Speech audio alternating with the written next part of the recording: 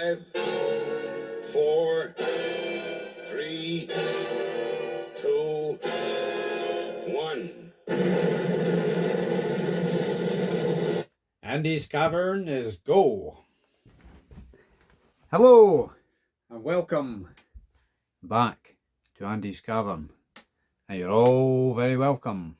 How we doing out there, guys? Hope you're all well. It's been a while. Now we're back for good. Sometimes life gets in the way of things, so anyway, we're here now. And I think the last video I did was a preview to Usyk versus Dubois 2, the rematch, so that's been a wee while. I think, excuse me, the last time I did that video, I think I predicted Usyk to stop Dubois in round 9, but he did it a bit quicker than that, didn't he? Went right through him. Usyk's always better in rematches, isn't he? So it was a good fair result for a good fair fight, you might say. So as always, look for. Upcoming, we've got a few things coming up. So this is just a quick video, a welcome back video, whatever. Thanks for all the subscribers who have stuck with us, and I promise there's a lot more to come from the channel. Some people thought the channel was defunct, but I'm here to prove otherwise.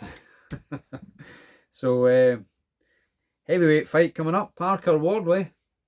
I've not got the date, I'm just looking at stuff that's coming up, but we'll get back in line with things properly once we've been a bit out the loop, you might say. Parker and Wardley coming up, that's an interesting matchup. One thing you will get from both guys is respect, which we always like. Two respectful guys. Be no BS in the build up, I would imagine, but that'll be a good fight because Wardley's exciting. Parker's not always exciting, is he? But he's a good all-round fighter. And the last time he fought, he came in a good bit heavier than what he'd been before. I think he was about 19 stone when he fought Bacoli, wasn't he? But I expected him to look a bit chunky, but he looked quite lean and ripped. So is this a new, bigger Parker? It's difficult to tell about the Bacoli fight because he came in totally out of shape. So obviously took a gamble and took some money home, and that's what that was all about. But the next fight he had, he wasn't much lighter, was he? So disappointing. I could see Billy Nelson was disappointed with that. But then Billy Nelson can't keep an eye on him all the time, can he? So I had high hopes for Bacoli, but you never know. We'll see what happens with him. But certainly looking forward to Parker Wardley. You've got to pick Parker on experience, but Wardley's proven he can pull it out the bag any time. It was a big equaliser punch, isn't he? The one coming up next week is a fight with all boxing fans will be looking forward to, and that's Terence Crawford versus Canelo Alvarez. Now, I've long favoured Crawford for this fight, and he seems to have bulked up. There's reports saying he's bulked up sensibly and properly, so we'll see what happens with that. Let's wait and see, but my money would be on a Crawford points win. But is he going to get I'll do more videos on these fights coming up, but is Crawford going to be able to get a decision over Canelo? That's not an easy thing to do, is it? Though Bivol managed it, so we'll wait and see what happens there. My money might be on a draw. I think Crawford will edge him. They might not get a decision, but we'll wait and see. You've also got Eubank Jr. rematch against Conor Ben, but it's not really a fight I want to see a rematch. I thought it was all settled there, but it's obviously a money grab. If Eubank's going to make that weight again, I think that's dangerous for him. Just my opinion. Again, I'm not here to tell people what to think. This is only my opinion. You don't have to agree with me. You're all entitled to your own opinions. But this is only from a fan's perspective. I'm only a fan, I'm not an expert. I've watched boxing for about 35 years or so, around about that. Maybe a wee bit over 36 maybe. So it's just my opinion.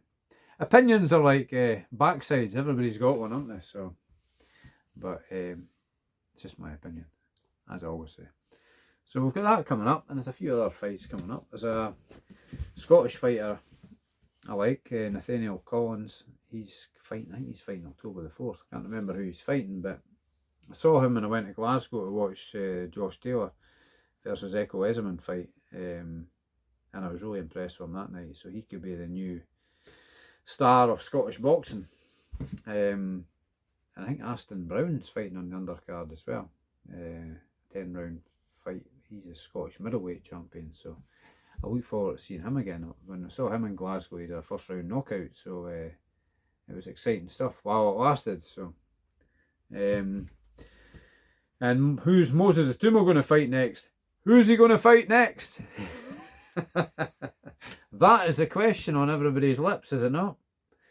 I'd like to see him fight for the British title. I was having a chat with Jamie the night. He thinks he might. I'd like to check on the rules. He might not be old enough to fight for the British title. And Jamie thought he'd have to be 21 to fight for the British title. So whether that's right or not, I don't know. But I'd like to see him go the traditional route, as did Lennox Lewis, you know. So maybe the British. He's got the Commonwealth thing, so British and European add to that. And before I see him go for world honours, but maybe see him fight David Adelaide would be a good fight. They're talking Hrgovic, they're talking everybody, aren't they? Even talking Usyk, but I don't want to see him fight Usyk at the moment. I think Usyk's going to still be too good for him. He's too, though he does look the complete package, doesn't he? From what you see him, but then we'll find out when he gets more rounds. Hrgovic would certainly give him rounds, but is that a step too far at the moment? I probably don't think so. I think that would probably make for quite a good fight. There's other people out there, isn't there? So Dillian White didn't last long, did he? But that was certainly a good performance from it. Moses Atumo. Nobody can fault that. But White, that was a big payday for him. Probably is what he's cashed in with that fight, I would think. And then of course there's talks of exhibitions with Mike Tyson and Floyd Mayweather, and that's no real fighting, is it? I don't want to see Carl Froch coming back into the ring again. He maybe could, he maybe couldn't, we don't know. But I don't want to see that. I don't want to see him getting involved in misfits just for money. That's just not what I want to see. Let's remember him at his big glory night at Wembley Arena in front of, I can't remember how many it was, is it? 80,000 I think it was, wasn't it? Can't get that one wrong, being a boxing fan, surely. Your minds are so often enough, don't they? But great fighter and a great career, Carl the Cobra Froch. So well done him. Stay retired, Keep doing your YouTube stuff, because that's what you'll be better at now. I'm no for people coming back fighting when they're older. It's Turkey Ali Sheikh seems to want to pay them money to do stuff like that. No, in the misfits obviously, but other stuff. I think he was trying to get Froch and Calzaghe fighting on. Should have happened back in the day maybe, but at the end of the day, Calzaghe was looking for, he would have struggled to get motivated. The same way as Steve Collins when he got motivated for Calzaghe at that point in time. So there's always going to be somebody else to fight, innit? So I like to see Usyk maybe fight Parker and then ride off into sunset. But then if Wardley beats Parker, does that mean Wardley's going to get the Usyk shot? So that would definitely be a step too far for Wardley at the moment. No, I do like Wardley. He brings excitement, doesn't he? So I think that's about it for the night. We'll get some more content out in the coming weeks, days, weeks, whenever I've got time, because I do have a busy life. So anyway, thanks for sticking with us out there, everybody, and I hope you're all well. And till the next time, it's good night from you, good night to you, and good night from me. Good night.